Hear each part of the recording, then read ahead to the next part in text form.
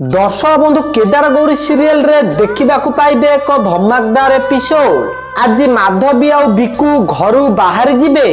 घरर सबु लोक थिबा समय रे माधवी समस्त आगरे गौरी को देखे कि कहब जे मो ना रे समस्त को भड़काउची ताकू कहि दियो से मते क्षमा मागू।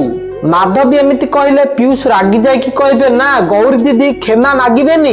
पीयूष एमिति कहले बिकु कहबो अरे तू कि एमिति कहबा पई को एमिति कहबा परे पीयूष पूरा रागी जिबे आ बिकुर कलर को धर कि कहबे कोन कहले तमे मते आ एमिति से दुई जनक भितरे लड़ाई होबा पई लागिबो।